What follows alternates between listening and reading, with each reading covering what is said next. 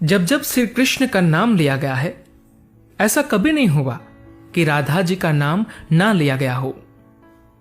श्री कृष्ण को अमूमन भक्त श्री राधे कृष्ण कहकर ही पुकारते हैं, क्योंकि ये दो शब्द, ये दो नाम एक दूसरे के लिए ही बने हैं और इन्हें कोई अलग नहीं कर सकता। लेकिन तब क्या हुआ था जब श्री कृष्ण को राधा को छोड़कर जाना पड़ा? मंदिरों में केवल श्री कृष्ण की अकेले मूर्ति देखना कम पाया जाता है।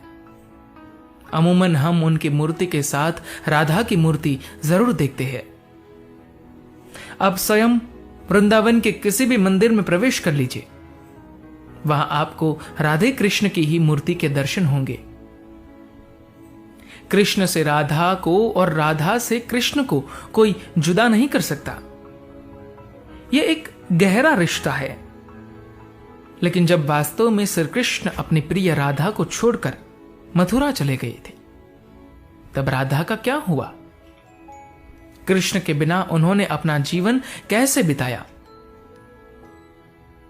जब कृष्ण राधा को छोड़ मथुरा चले गए, यह सवाल काफी गहरे है, लेकिन उससे भी गहराई में जाने के बाद इन सवालों का सही उत्तर सामने आया है। यह सभी जानते हैं कि श्री कृष्ण का बचपन वृंदावन की गलियों में बीता। नटखट नंदलाल अपनी लीलाओं से सभी को प्रसन्न करते, कुछ को परेशान भी करते, लेकिन कृष्ण के साथ ही तो वृंदावन में खुशियां थी। बड़े होकर कृष्ण ने अपनी बांसुरी की मधुर ध्वनि से अनेकों गोपियों का दिल जीता, लेकिन सबसे अधिक यदि कोई उनकी बांसुरी से मोहित था तो वह थी राधा। परंतु राधा से कहीं अधिक स्वयं कृष्ण राधा के दीवाने थे। क्या आप जानते हैं कि राधा कृष्ण से उम्र में 5 वर्ष बड़ी थी? वे वृंदावन से कुछ दूर रेपल्ली नामक गांव में रहती थी, लेकिन रोजाना कृष्ण की मधुर बांसुरी की आवाज से खींची चली वृंदावन पहुंच जाती थी। कृष्ण भी राधा से मिलने जाते। जब भी कृष्ण बांसुरी बजाते तो सभी गोपियां उनके आसपास एकत्रित हो जाती। उस मधुर संगीत को सुनते हुए सभी मग्न हो जाते, और इसी का फायदा पाकर कई बार कृष्ण चुपके से वहां से निकल जाते और राधा से मिलने उनके गांव पहुंच जाते। लेकिन धीरे धीरे वह समय निकट आ रहा था जब कृष्ण को वृंदावन को छोड़ मथुरा जाना था। यह बात तब की थी जब कृष्ण के दुष्ट मामा कंस ने उन्हें और उनके भ्राता बलराम को मथुरा आमंत्रित किया। यह बात पूरी वृंदावन नगरी में फैल गई। सभी के भीतर एक डर पैदा हो गया, मानो उनकी अपनी कोई चीज उनसे दूर जाने वाली हो। वृंदावन में शोक का माहौल उत्पन्न हो गया। इधर कान्हा के घर में मां यशोदा तो परेशान थी ही, लेकिन कृष्ण की गोपियां भी कुछ कम उदास नहीं थी। दोनों को लेने के लिए कंस द्वारा रथ भेजा गया, जिसके आते ही सभी ने उस रथ के आसपास घेरा बना लिया, यह सोचकर कि वे कृष्ण को जाने नहीं देंगे। उधर कृष्ण को राधा की चिंता सताने लगी। वे सोचने लगे कि जाने से पहले एक बार राधा से मिल ले। इसलिए मौका पाते ही वे छिपकर वहां से निकल गए। फिर मिली उन्हें राधा, जिसे देखते ही वे कुछ कह ना सके। राधा कृष्ण के इस मिलन की कहानी अद्भुत है। दोनों ना तो कुछ बोल रहे थे, ना कुछ महसूस कर रहे थे, बस चुप थे। राधा कृष्ण को ना केवल जानती थी, वरन मन और मस्तिष्क से समझती भी थी। कृष्ण के मन में क्या चल रहा है वे पहले से ही भांप लेती। इसीलिए शायद दोनों को उस समय कुछ भी बोलने की आवश्यकता नहीं पड़ी। कहा अलविदा।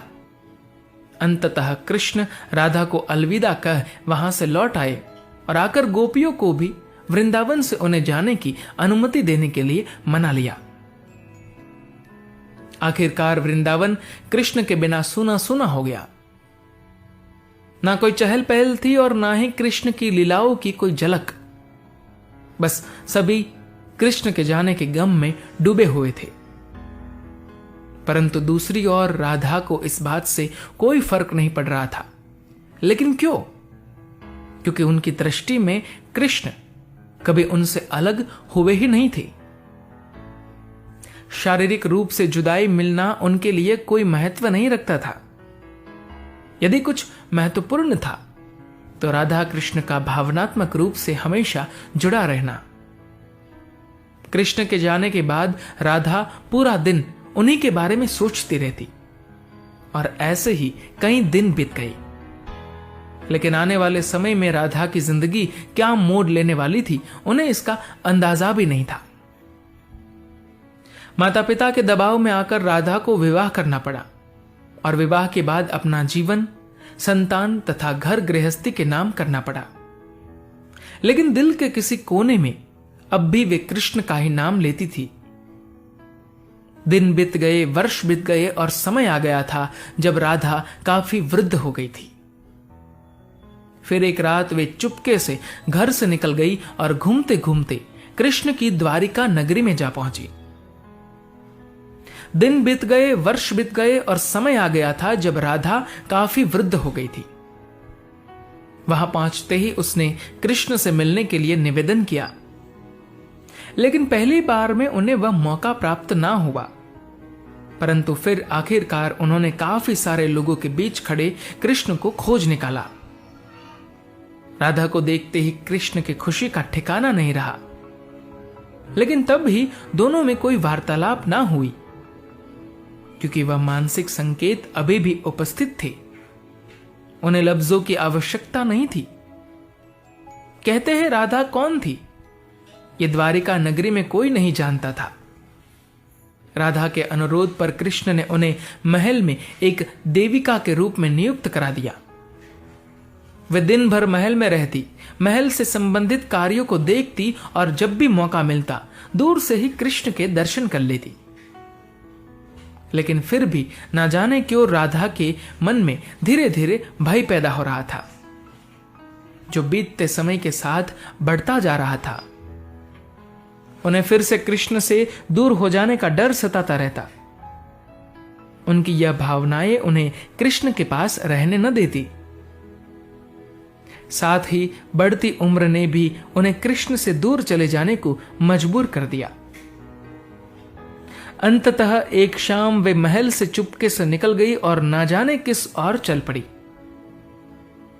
वे नहीं जानती थी कि वे कहां जा रही है, आगे मार्ग पर क्या मिलेगा, बस चलती जा रही थी। परंतु कृष्ण तो भगवान है, वे सब जानते थे। इसलिए अपने अंतर्मन में वे जानते थे कि राधा कहां जा रही है। फिर वह समय आया जब राधा को कृष्ण की आवश्यकता पड़ी। वह अकेली थी और बस किसी भी तरह से कृष्ण को देखना चाहती थी। और यह तमन्ना उत्पन्न होते ही कृष्ण उनके सामने आ गए। परंतु दूसरी ओर वह समय निकट था जब राधा पाने प्राण त्याग कर दुनिया को अलविदा कहना चाहती थी। कृष्ण ने राधा से प्रश्न किया और कहा कि वे उनसे कुछ मांगे, लेकिन राधा ने मना कर दिया। कृष्ण ने फिर से कहा कि जीवन भर राधा ने कभी उनसे कुछ नहीं मांगा। इसलिए राधा ने एक ही मांग की और वह ये कि वे आखिरी बार कृष्ण को बांसुरी बजाते देखना चाहती थी। कृष्ण ने बांसुरी ली और बेहद मधुर धुन में उसे बजाया। बांसुरी बजाते बजाते राधा ने अपने शरीर का त्याग किया और दुनिया से चली गई। उनके जाते ही कृष्ण ने अपनी बांसुरी तोड़ दी और कोसों दूर फेंक दी। धन्यवाद।